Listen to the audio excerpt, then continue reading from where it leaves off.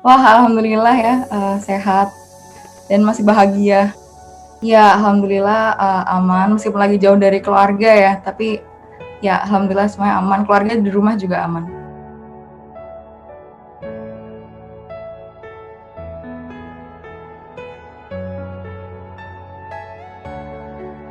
Iya betul, aku dulu waktu sejak SMP ikut OSN, SMA juga, terus sekarang ya terus sekarang SD dulu ikut OSN, tapi nggak sampai OSN, maksudnya, baru sampai provinsi gitu, SD-nya.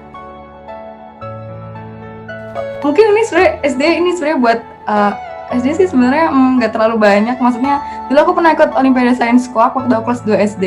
Mungkin teman-teman di sini ada yang pernah ikut juga. Terus siapa tahu kita pernah ketemu waktu dulu masih kecil. Um, itu waktu kelas ya kelas 2 SD udah lama banget ya. Tahun berapa tuh 2008 apa ya? Iya. Terus waktu SMP aku dulu sebenarnya ikut OSN biologi. Alhamdulillah dapat medali perak tahun 2014 juga waktu kelas 8 ya, waktu kelas 8 SMP.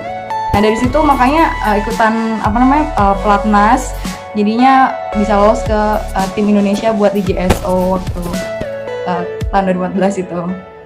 Terus waktu SMA sebenarnya selain ikut Olimpiade OSN, aku juga beberapa kali ikut lomba apa namanya lomba univ gitu loh yang apa lomba SMA yang diadain sama univ-univ gitu kan ada banyak kan saya diadain oleh ITB atau UNER waktu itu aku ikut Oktan ITB buat lomba ya itu waktu itu alhamdulillah dapat juara satu waktu kelas 10 tahun 2016 tahun 2016 terus sempat juga ikut yang di UNER yang head spin. Iya, alhamdulillah dapat juara satu sama timku itu kan bertim ya. Dan waktu di match spin dulu sebenarnya aku bagian yang kimia gitu kan. Kalau di match spin kan ada 3 kan, ada fisika, kimia, ada biologi. Nah, 3 timnya itu aku dapat yang kimia, maksudnya karena aku waktu SMA-nya olimnya kimia gitu. Meskipun aku kuliahnya jadi kuliah kedokteran gitu kan. Iya. Tujuannya karena aku suka sains. Ini sesuatu yang klise tapi itu sesuatu yang menurut aku udah ada di aku dari kecil gitu. Maksudnya sains tuh mengantarkanku ke apa ya? Jadi diriku yang sekarang gitu loh. Kayak, ya aku tumbuh banget dengan sains itu sih aku ngerasanya. Kalau kalau dulu sebenarnya ini cerita dari mama ya. Kalau dari waktu aku kecil tuh mama kebetulan pernah ya mungkin dari buku kuak itu sih waktu aku TK itu aku pernah dikasih buku itu terus aku kayak enjoy belajarnya terus juga banyak cerita-cerita di baliknya yang ngebantu banget buat aku makin suka gitu sama sains dari kecil. Meskipun pada kenyataannya misalnya pada waktu SMP, SMA kayak banyak hal selain itu yang aku juga minati gitu kan. Tapi mungkin mungkin dari sains itu sendiri kayak aku ngerasa um, I found my place gitu kayak ya. Dulu kalau misalnya pertama kali aku mulai belajar sains yang niat gitu ya. Waktu SD itu sebenarnya cuma kayak senang-senang aja gitu kan. Anak SD nggak ada pikiran apa-apa gitu kan. Pikirannya yang penting happy, happy terus penting main gitu kan. Waktu SMP itu mulai muncul niat buat belajar lebih dalam waktu kelas 8 gitu kan. Dan jujur waktu itu bener-bener beda banget gitu. Maksudnya pola hidupku jadi beda banget karena waktu kelas 8 itu aku ngerasa aku pertama beli buku Campbell waktu itu kan aku ikut olimnya biologi waktu SMP. Aku beli buku Campbell terus aku baca terus kayak wah ini menarik banget ceritanya. Terus tuh bener-bener bisa bikin aku kayak uh, kayak punya dunia sendiri gitu kayak dari baca buku itu terus aku ya jadi ngabisin banyak banget waktu buat baca dan menurutku itu bukan kayak sesuatu yang apa ya melelahkan atau mungkin kayak aduh pusing banget atau gimana gitu enggak tapi emang materinya sulit tapi itu sesuatu yang aku suka buat baca lebih jauh gitu loh buat paham lebih jauh gitu jadi emang kayak bisa dibilang cukup apa ya jadi emang untuk persiapan gitu-gitunya tuh emang cukup cukup lama gitu nggak kayak instan kayak wah langsung auto ngerti gitu enggak tapi itu memakan waktu yang cukup lama dan prosesnya itu Dan dari prosesnya itu aku kayak ngerasa aku nemuin diriku sendiri gitu mungkin. Kalau boleh cerita sebenarnya proses itu tuh aku alami waktu kuliah, waktu tingkat 1 sama tingkat 2. Itu benar-benar kan waktu kuliah kita keterpapar sama banyak hal baru ya. Sedangkan kalau misalnya SMP sama SMA itu kayak iya lebih lebih apa ya, lebih sempit gitu cakupannya dibanding waktu kuliah. Kita ketemu sama banyak orang, ketemu sama banyak kesempatan gitu kan. Waktu aku kuliah tingkat 1 sama tingkat 2 jujur aku ngerasa kayak aku pengen nyoba hal lain yang di luar sains itu. Dan tapi dari situ kayak aku ngerasa sebenarnya mungkin cukup mudah ya untuk memahami kayak apakah ini passion kita atau enggak. Kalau misalnya kita udah ngelakuin sesuatu tuh udah ngerasa kayak aduh capek banget, males, kayak kenapa ini nggak selesai-selesai, pengen cepet kita selesaikan itu urusan itu udah satu tanda gitu loh. Itu udah salah satu tanda kalau misalnya mungkin emang itu bukan tempat kita buat berkarya gitu. Itu bukan tempat bukan passion kita gitu. Jadi tahun pertama kali aku magang tuh mungkin pas tahun 2020 ya. 2020 tuh kayak semua hal tuh berubah gitu kan. Waktu aku tingkat 1 tingkat 2, jujur aku kayak belum berani buat coba misalnya ngontak dosen buat kayak kira-kira ada kesempatan magang atau bisa bantu risetnya gitu. Aku belum berani karena mungkin ada kesibukan akademis dan non akademis gitu kan.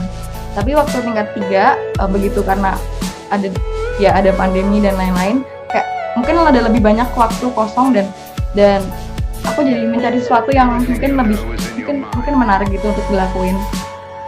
Iya.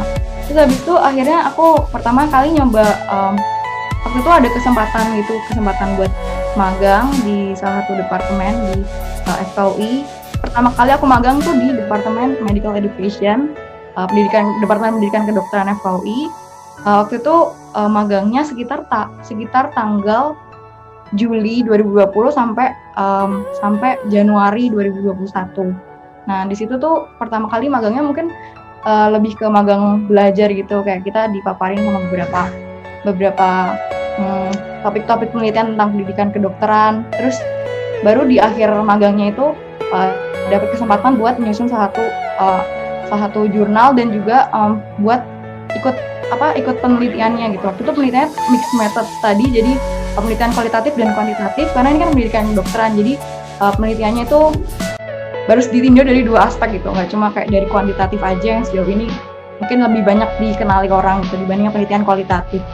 Terus setelah magang di pendidikan kedokteran durasinya selesai, terus aku nyoba lagi di departemen yang lain. Maksudnya ingin cari tahu lebih jauh lagi nih mana yang sebenarnya menarik gitu dan cocok buat aku. Itu tuh yang kedua tuh magang di medical technology.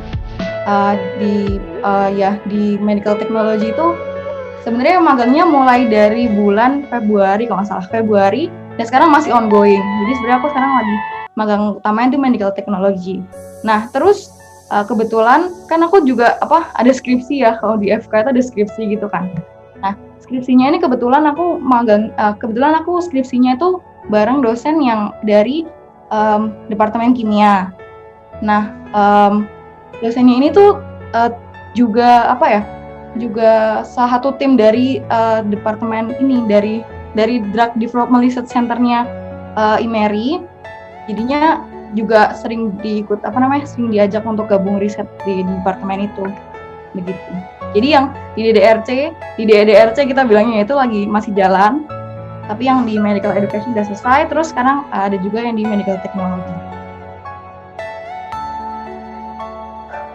Cara ngaturnya sebenarnya mungkin waktu tingkat 1 sama 2 aku rasa waktu itu banyak terpakai untuk aktivitas aktivitas non akademik gitu kan. Nah, kebetulan di tingkat 3 ini dari tahun 2020 aku kayak udah tidak terlalu banyak aktivitas non akademik gitu, misalnya di organisasi atau gimana. Dan memang ngatur waktunya gitu. Kita harus tahu kapan kita punya waktu kosong buat menjalani sesuatu gitu. Jadi bisa dibikin kayak semacam notes, terus habis itu kita lihat nih kira-kira di minggu ini tuh ada yang kosong atau enggak. Kalau misalnya ada yang kosong ya kita bisa cari kesempatan lain lagi gitu buat mulai ngisi. Jadi emang kita tuh sebaiknya kayak menjadi orang yang dinamis gitu dengan ngisi kekosongan itu gitu. Kenapa FK ya?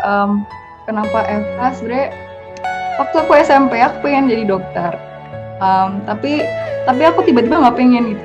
Aku nggak tahu kenapa ya, waktu SMA tuh jadi nggak pengen gitu, kayak wah aku pengen jadi saintis. Dulu aku pengen banget jadi saintis. Kayak aku rasa jadi ilmuwan tuh kayak keren gitu. Aku pengen banget jadi ilmuwan waktu aku SMA.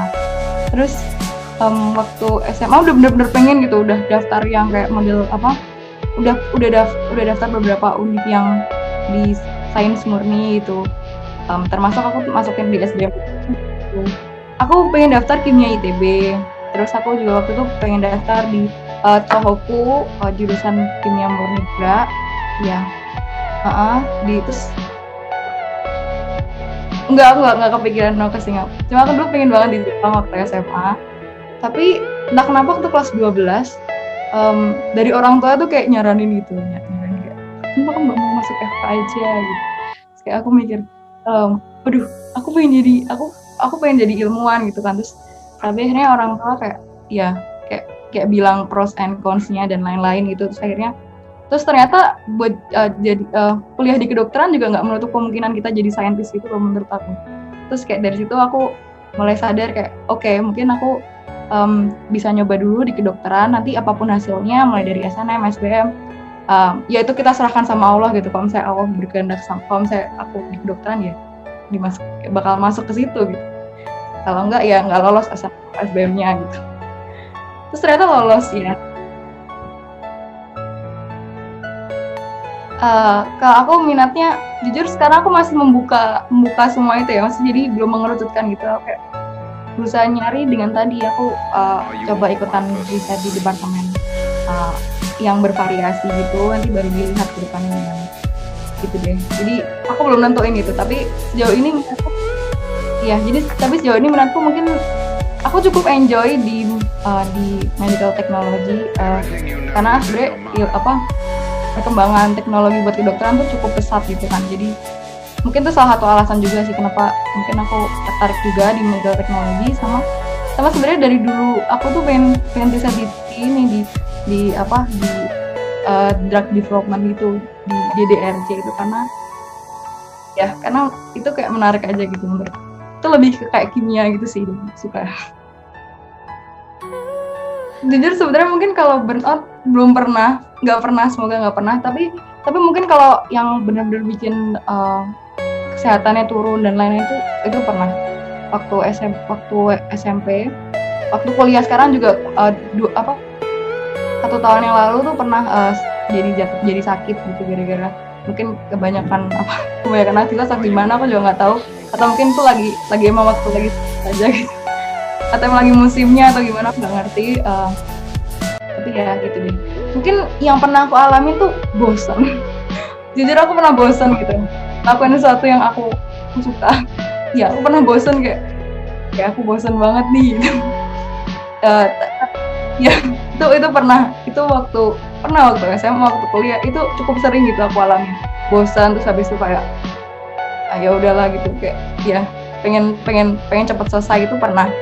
Tapi waktu itu ya cukup dengan istirahat, terus habis itu juga main, dan itu semua bisa balik lagi jadi semangat lagi gitu sih. Kalau kayak burnout itu ya belum pernah, alhamdulillah. Jadi mamaku tuh orang yang selalu percaya sama aku, kayak apapun yang aku lakuin tuh mamaku kayak selalu percaya kalau misalnya aku bisa mencapai itu gitu. Kayak dari kecil mamaku selalu support aku, meskipun pada kenyataannya misalnya emang aku kayak misalnya aku ilmunya belum nyampe sesuai targetnya atau gimana gitu, tapi emang kayak selalu support aku dan selalu yakin kalau misalnya aku bakal bisa ngelewatin semua ini dengan baik. Dan dari itu itu tuh kayak sesuatu yang ada di alam bawah sadar kalau misalnya mamaku selalu mendukung aku, mamaku yakin kalau misalnya aku lakuin ini yang paling baik, dan apa yang aku lakukan tuh pasti mencapai apa yang aku inginkan gitu. Jadi itu sih, itu yang bikin aku ngerasa kayak mamaku selalu jadi support system aku yang paling utama. Pernah, sering.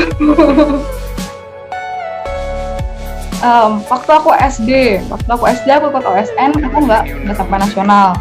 Terus habis itu waktu aku SD juga kelas kelas 2 ikut yang apa OSK itu juga nggak menang, tapi cuma finalis aja. Terus habis itu waktu SMP kelas 7 aku ikut OSN juga. Biologi juga nggak menang juga, bahkan di sekolah nggak menang, maksudnya nggak bisa mewakili SMP ku gitu waktu dulu. Terus waktu SMP kelas kelas apa kelas 9 nyoba ikut OSN SMA nggak menang juga.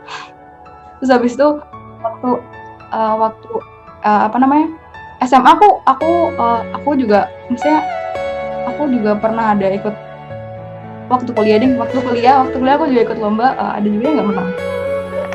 Tapi kayak ya udah itu apa nggak menang tuh juga salah satu prosesnya gitu. Dari situ kita mungkin bisa belajar kayak sebenarnya bener nggak sih ini lomba yang aku geluti ini sesuatu yang aku banget atau enggak, kayak yang dari situ kita juga bisa belajar sebenarnya, jadi tolak ukur sebenarnya sejauh mana persiapan kita gitu sih.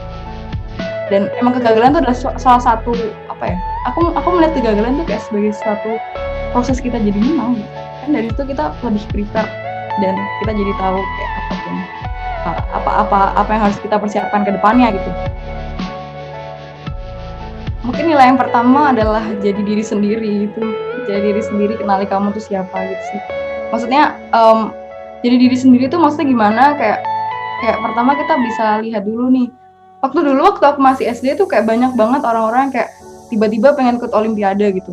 Saya kayak teman-temanku tiba-tiba pengen ikut olimpiade gitu karena dari trennya kayak olimpiade tuh keren dan lain-lain gitu kan. Padahal sebenarnya setiap orang tuh punya potensi masing-masing gitu kan. Setiap orang tuh punya apa ya? Ya punya passion masing-masing yang menuntun mereka ke potensi diri mereka gitu kan. Kalau misalnya semua orang disamakan kayak semua orang harus dapat nilai bagus di sekolah, semua orang harus ikut olimpiade, semua anak kalau pintar tuh begini-begini gitu. Itu nggak bisa kayak gitu. Itu yang cenderung mendorong anak-anak tuh jadinya nggak suka sains itu karena ngerasa kalau misalnya di sekolah itu kayak harus dapat nilai bagus, harus suka sains dan lain-lain. Padahal kan nggak semua orang suka sains itu. Dan emang ada beberapa orang yang suka sains dan beberapa orang itu yang harus dimaksimalkan, harus kayak dikasih tahu kayak wah kamu ikut olimpiade nih, itu tujuannya bukan dan semata-mata tujuannya bukan buat kayak mencari prestasi kayak biar dapat medali dan lain-lain, tapi tujuannya adalah untuk buat mengasah passionnya dia gitu, buat mengasah kayak sebenarnya dia sukanya apa dan memaksimalkan potensi dia gitu. Itu yang satu kunci yang menurutku ya mungkin itu bakal aku pegang seumur hidup gitu ya. Itu sih yang aku pengen. Mungkin sama lagi juga jadi be yourself tadi ya. Menurut aku jangan terlalu ngejar prestasi. Maksudnya bukan apa-apa ya oke, ini kontradiktif gitu kan. Tapi maksudku jangan gunakan prestasi itu sebagai kayak tujuan akhir gitu. Balik lagi ke kita harus melakukan sesuatu itu sebagai bentuk kita mencintai diri kita sendiri gitu, sebagai bentuk kita tuh memberdayakan potensi kita yang ada gitu, bukan kayak semata-mata mencari prestasi supaya dapat medali yang banyak atau supaya mungkin dapat kesempatan lebih banyak dan lain-lain. Enggak, tapi semua yang kita lakukan tuh harus untuk diri kita, memberdayakan diri kita jadi potensi yang lebih, jadi diri yang lebih, jadi pribadi yang lebih baik lagi dibanding sebelumnya. Itu sih yang penting. Dan dari situ menurutku kita jadi bisa menerima kegagalan itu. Dari mindset itu kita jadinya, karena mindset kita bukan mengejar prestasi tapi kita mencari diri kita yang paling bagus. Dari situ jadi apapun kegagalan atau apapun masalah yang ada di depan, kita bisa menghadapinya dengan baik dan kita bisa melewati itu semua dengan mudah gitu, tanpa menghancurkan diri kita sendiri.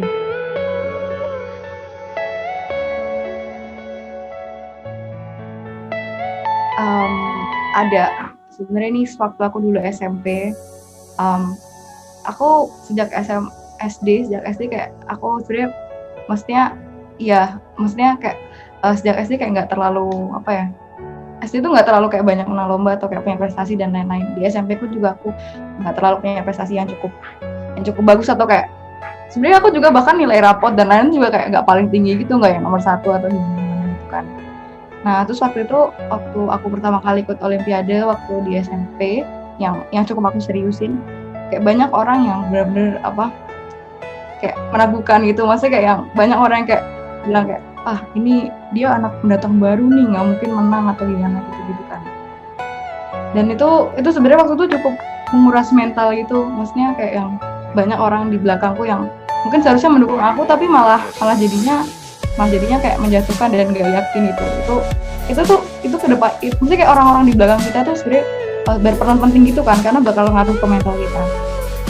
Nah, tapi dari situ banyak orang yang kayak nggak yakin sama aku, terus kayak ngerasa kayak wah ini orang mesti kayak nggak bakal mencapai apa yang diharapkan dan lain-lain. Banyak orang yang melakukan sama kita.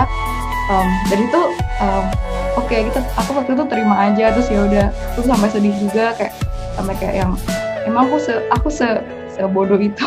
Ya aku ngerasa dulu, kita ngerasa kayak gitu, emang aku sekurang itu kan, sampai orang-orang kayak sampai ada yang kayak bilang secara langsung gitu, wah ini emang ini kayaknya nggak mungkin menang deh gitu dan lain-lain. Tapi dari situ aku tetap belajar kayak ya udahlah, biarin orang mau ngomong apa gitu, yang penting aku tetap jalan. Terus akhirnya bisa buktiin ke mereka kalau misalnya aku bisa waktu aku SMP dulu. Dan ya mungkin itu sih. Terus juga waktu SMP tuh sebenarnya aku ngerasa tuh mentalku lagi bener-bener digembleng gitu. Karena waktu aku SMP aku ikutan pelatihan nasional tuh juga waktu itu aku sendiri yang dari Jawa Timur, dan aku nggak punya teman-teman di situ. Kayak rata-rata tuh kayak misalnya udah pada punya teman, dan saya dari satu sekolah yang sama atau dari satu daerah yang sama. Tapi enggak, aku dulu dari daerah gitu, dan aku sendiri, aku di sana nggak ada orang tua dan harus belajar ilmu yang menurut aku cukup dalam gitu. Jadi aku juga dulu sampai nangis tiap malam, kayak pengen pulang dan lain-lain. Tapi ya alhamdulillah support dari orang tua yang bisa aku ngejalanin waktu pelatihan itu selama 3 bulan. 3 bulan pelatihan itu sampai akhirnya bisa lanjut gitu deh.